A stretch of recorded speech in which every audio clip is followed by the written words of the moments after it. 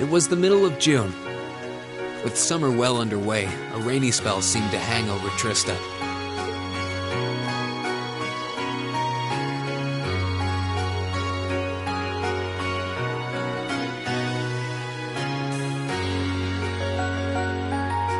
With our field study wrapped up, the other members of Class 7 and I returned to normal school life.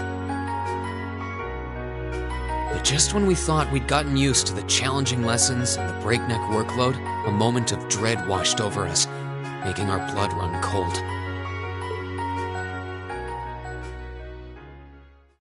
As you all know, tomorrow marks the start of your midterm exams. I'm no good with all these papers and essays and circling answers, so I won't really be able to help you much. But I'm administering some of your tests, so I'll be cheering you on from the sidelines. Make me proud, class! Sometimes I lie awake at night and wonder how you became our teacher. As I recall, aren't you in danger of a lecture by the vice principal if our performance isn't up to par? Oh, I'm not too worried about that. Most of you tend to get pretty high grades anyway. I can hardly wait to see how well you all do. Remember, the results will be announced next Wednesday. Your scores will be posted on the board by rank, so you can see how you compare to the other classes in your year. Oh, the sooner this week is over, the better. I can almost taste the tedium. I'm not gonna let Emma squeak by me again this time. Oh, one more thing. They're gonna stick the average score for each class up there on the board, too.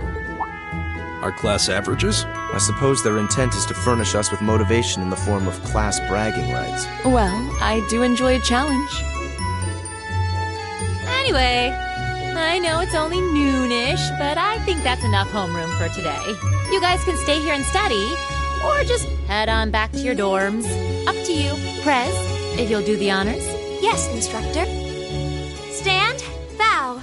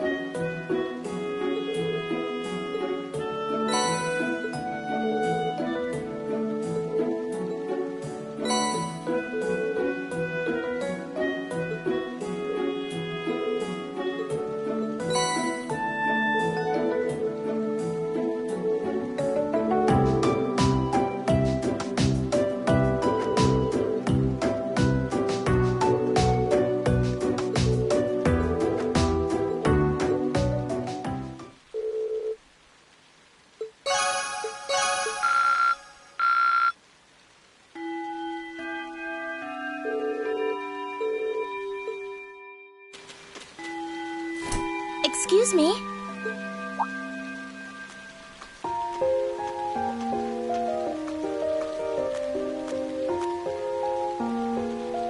I do apologize for stopping you on a rainy day like this. Do you know if this is the building in which I might find the principal's office?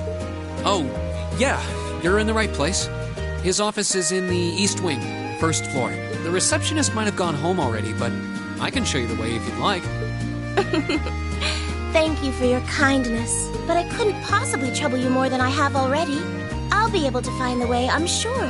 Well then, if you'll excuse me, Master Reen.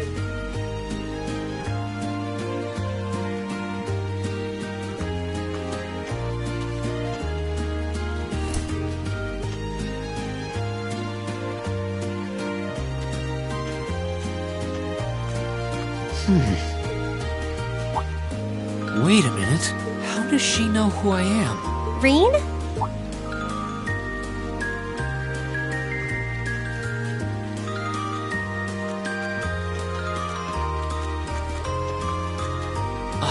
Hey there, Elisa. Heading back to the dorm? Yep. Emma and the others are staying a little longer to cram a little more. But I figured I'm not going to learn much more today, so I might as well call it a night and start prepping for tomorrow. Right. Well, you're going my way, so what do you say we head back together? Sure, okay.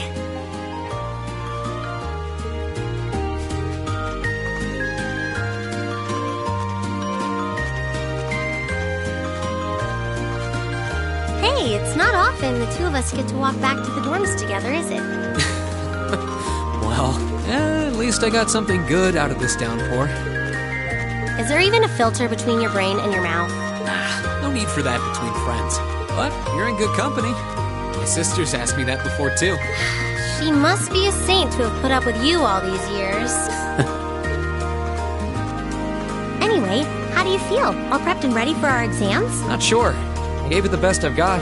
Still, I've got that nagging feeling I could have hit the books a little harder. I wish I was as smart as you. Back when we took the entrance exam, only Emma and Makia scored higher than you, right? Eustace came in a little higher than me, too. Back home, I usually came in near the top in exams. I guess that goes to show that Erebonia has no shortage of smart people. No doubt about that. Bookworms pour in here from all corners of the Empire. You said you're from Ruhr, right? Coming out on top in a city that size is still pretty impressive. I suppose, though that was just at the Sunday school level. Aren't you curious about, my family and stuff? You mean the mysterious Elisa R., agent of national intrigue? Well, yeah, of course I am. But you probably have good reasons for keeping it under wraps, so I don't want to pry. It's not that major or anything, especially compared to what you and Fee have told us about yourselves. I've never really thought my family circumstances were a big deal. Though Fee's past sure came as a surprise. I wonder now, when I look at her, what her life in a Jaeger Corps must have been like. It seems like Instructor Sarah knows more about her past than we do. Back at the entrance ceremony, I got the impression they'd met before. Same. Oh, speaking of weird meetings, I ran into someone kind of strange over here. Oh? Yeah, I was talking to her just before you called to me. A maid who knew your name? This isn't the part where it turns out she knows you because you've tried to hit on her in town before, is it? As if an upstanding guy like me could pull off the Casanova act. She seemed a couple years older than us. Maybe 20 or so? A maid in her early 20s. Something wrong? No, just thinking. There's no way it could really have been her. Mother keeps her far too busy to find the time to come here. Anyway, maybe the upper class dorm has a new hire starting out or something? Though that wouldn't explain how she knew your name. Maybe you're just more popular than you let on. If only.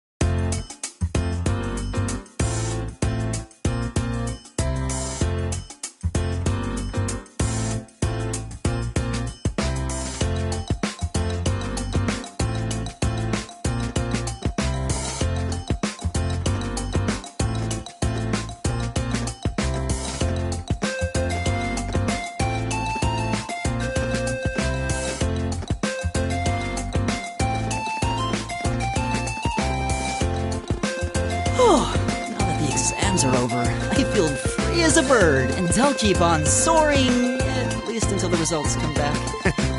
I sympathize, but personally, I've got a good feeling about these. How about you, Emma? How do you think you did? Well, I don't think I did too badly, all things considered. Just stop before you embarrass yourself. We'll just have to wait and see what next week's results look like. Anyway, what do you think that was all about with Instructor Sarah? Oh, you mean that whole thing about going out of town to meet someone? Going out of town? Won't be back until tomorrow night? It's almost as if... She's going to meet her secret lover? Impossible. The Empire hasn't yet turned out a man desperate enough to woo that alcoholic typhoon. You have a point.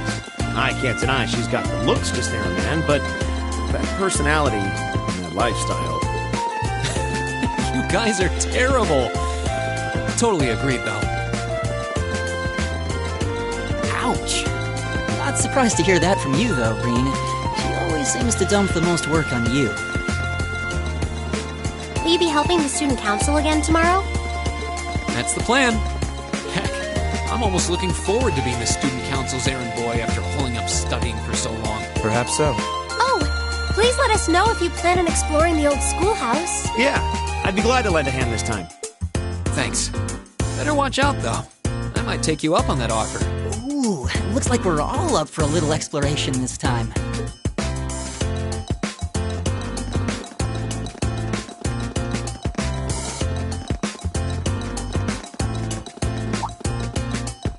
Think of it, where did Gaius run off to? He mentioned the principal wanted to have a word with them. You think he went there? Oh, yeah. Wonder what that was about.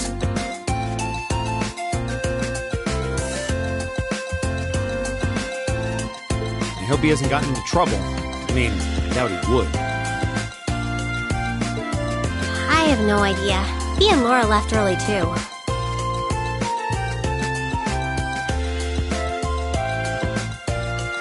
I was kind of hoping we could all walk back to the dorm together for once. That sounds nice. Hey, so this might just be my imagination, but do those two seem kind of awkward around each other to anyone else? Really? So you think so, too? It seems like it started around the beginning of the month. I wonder if something happened then. It's like they've been avoiding each other ever since. You say that, but I did not take either as the type to dwell on petty issues or misunderstandings. Neither did I.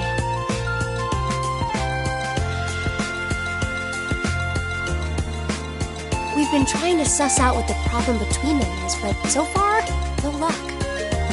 I wonder if that's what that was all about. Did you see something, Machias? What happened? Well, do you remember the day we gave our group reports on what happened during last month's field study? We gave a truthful account, including the part where Fee used an explosive to blast open the door to my cell. Yeah? That's when we found out that Fee used to be in a Jaeger Corps. That really threw me for a loop, but what does that have to do with Laura? Well, when that came up, I couldn't help but notice Laura had a rather unpleasant expression. It flashed across her face for only a moment, though, so I wondered if I had just imagined it. Interesting. But even if we assume that's true, what reason would she have to be upset? I can hardly hazard a guess. We all have certain things we'd rather keep to ourselves. We even have a member of this very class who remains tight-lipped about her own family, after all. Do you really have to drag me into this? My apologies. I meant no offense. I do have my suspicions as to your lineage, however. Really? Ugh, you. Now, getting angry won't accomplish anything. Don't worry. I'm not going to twist your arm into telling us.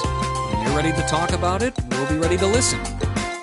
It's not like I'm trying to make a big deal out of it or anything. It's just, if everyone knew, it'd make things awkward between us, and I don't want that. Welcome back, my lady. Huh?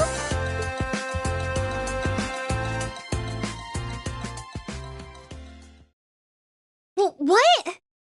Sharon? It's so delightful to see you again.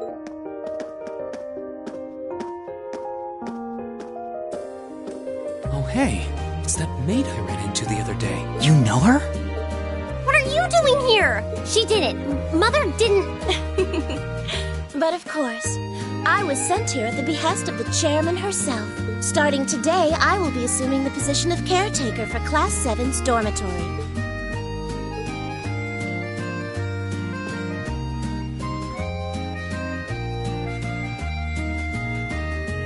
It's a pleasure to make your acquaintance, everyone. My name is Sharon Kruger. I am a servant in the employ of the Rhineford household, Lady Elisa's family. I will do all I can to be of service to you, so please keep me informed of anything you might need.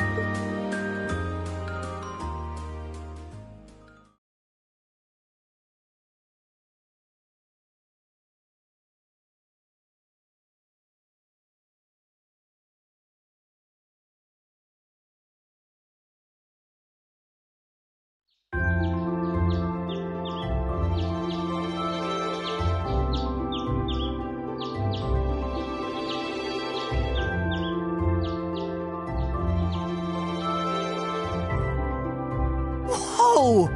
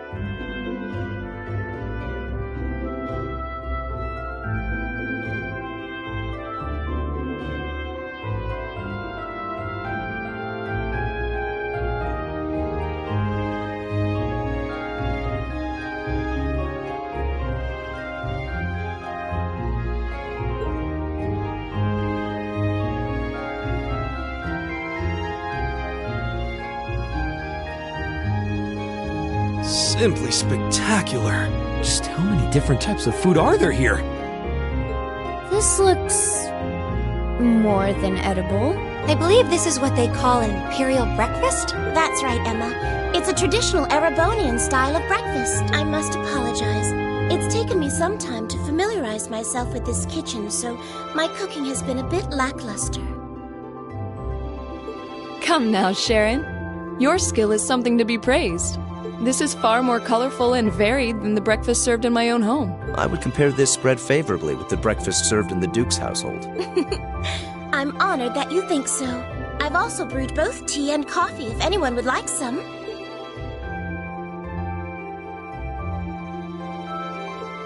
I get the feeling Elisa is less than impressed with the meal. It sounds like they had a big argument yesterday. Not a chance! I thought I'd finally gotten away from her. I'm not going to let her have her way this time. My lady, please. I truly don't believe the chairman sent me to keep an eye on you like that. She simply sent me so that her beloved daughter might have fewer inconveniences in her daily life. I can take perfectly good care of myself, thank you very much.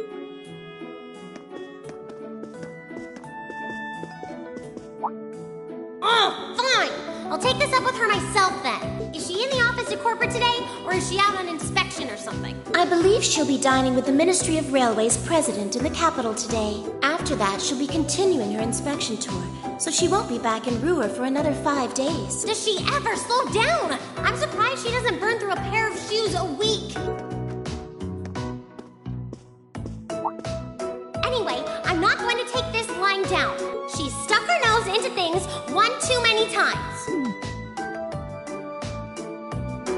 I can't believe that R actually stood for Elisa Rhineford. And from the sound of it, her mother's the company chairman, too.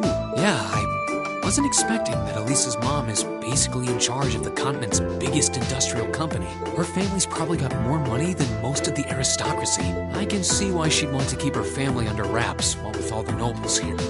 Anyway, I object to everything about this. Considering how busy Mother is, I'm sure she needs your assistance far more than I do. I knew it. You're really concerned about her, aren't you? The way you two care so much for each other deep down is one of the reasons I'm so proud to serve you. That's preposterous. Oh, my lady, I almost forgot to mention that I made plenty of your favorite apricot jam. Would you like me to spread some on your toast? Ooh, really? I mean, stop treating me like a child. Though yes, I would like some jam. It's almost heartwarming to watch. Looks like Sharon's got her number.